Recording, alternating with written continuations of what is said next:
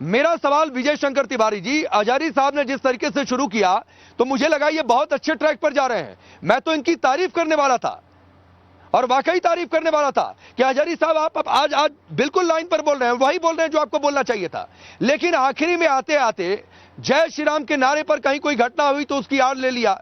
मैं तो कह रहा हूं वो भी गलत है। आप आड़ क्यों ले रहे हैं भाई?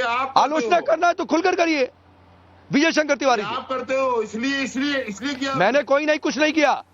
मैंने खुद बोला कि मैं आपकी तारीफ करने वाला था, लेकिन आपने वो तारीफ नहीं सुननी चाहिए। विजय शंकर तिवारी जी, कौन खाद पानी दे रहा है? आपके मुंह में दही आ गया था क्या?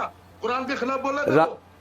हाँ राम जी, देखो अभी अजहरी कह रहे थे कि कोई एक आदमी बताओ जो किसी देवी देवता पर टिप्पणियां की। मेरे मुंह में कोई दही नहीं आ गया था। एक मिनट विजय शंकर तिवारी जी, मेरे मुंह में कोई दही नहीं आ गया था। मैं खुद रशीदी साहब के पास गया कि वो ज्यादा बेहतर तरीके से करेक्ट कर पाएंगे तो समझा करिए और सुना करिए। चलिए, अभी सिर्फ विजय शंकर जी की आवाज होने जा रही है और किसी की नहीं। राम जी देखो, राम जी अभी जो अजहरी कह रहे थे कि आप बताइए कि हिंदू देवी देवताओं पर किसने टिप्पणी की, हम लोग कभी टिप्पणी करते ही नहीं हैं। तो काशी बाबा विश्वनाथ में ज्योतिर्लिंग को फव्वारा कहने वाला कौन था? और इसी फव्वारे के कारण जो डिबेट में जो वार्तालाप हुआ, उस वार्तालाप से उमेश कोल्हे की और राजस्थान में कन्हैया कुमार का गला काट दिया गया। यस। ये सब किसके नाम पर हो रहा है? और अभी ये जो बात कर रहा है, बार बार अल्लाह की बात कर रहा है। अल्लाह के नाम पर गले काटे जाते हैं भाई।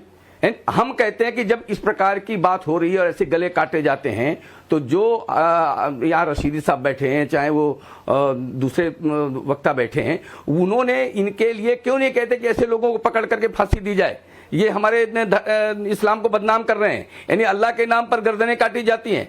तो आप केवल बयान देने के बजाय इन लोगों को क्यों नहीं घेरते हैं?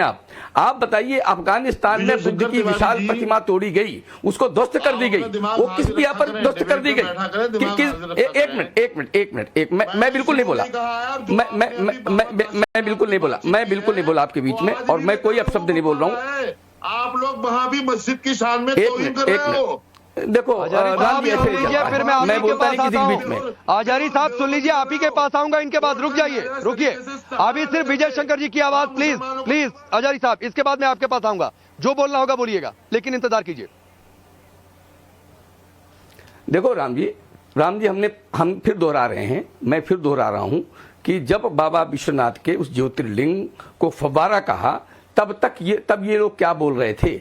और उसके कारण ही एक डिबेट में जब परिचर्चा हुई, उस परिचर्चा के कारण उमेश कोल्हे और कन्हैया कुमार के गले काट दिए गए, गोली मार दी गई।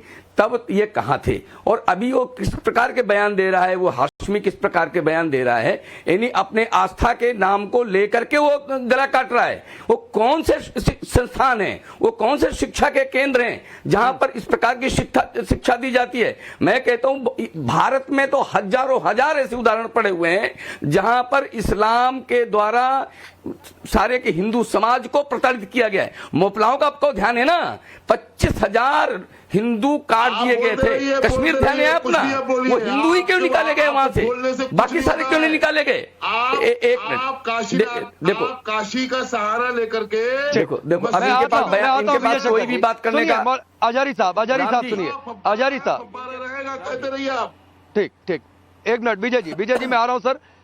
हजारी साहब सुनिए, आपने एक बात कही ना, सुनिए आपने एक बात कही, कुरान के संदर्भ में जो बातें आचार्य विक्रमादित्य बोल रहे थे, आपको लगा कि वो गलत है, रशीदी साहब को लगा कि कुछ गलत बोला। मैंने तुरंत रशीदी साहब को मौका दिया कि आप ठीक कर दीजिए, आपके हिसाब से क्या इंटरप्रिटेशन होगा, और मुझे मत सिखाइए। मैं कुरान पाक का भी उतना ही सम्मान करता हूं जितना रामायण और महाभारत का करता हूं, तो मुझे मत सिखाइए सर। आप खुद सीखिए और अपने गिरबान में झांकिए। लेकिन मैं आपको सुनवाता हूं, आप बहुत सम्मान, नहीं सुनिए ना सर, आप बहुत सम्मान की बात कर रहे हैं हजारी, आप बहुत सम्मान की बात कर रहे हैं। तो जरा आरोपी लारेब हाशमी का वो बयान एक बार फिर से सुनिए, कैसे उसने धार्मिक नारों का अर्थ लिया है, कैसे उसने अल्लाह अकबर का नाम लिया है, ये सुनिए। कोई किंतु परंतु आपको नहीं तराशना चाहिए था।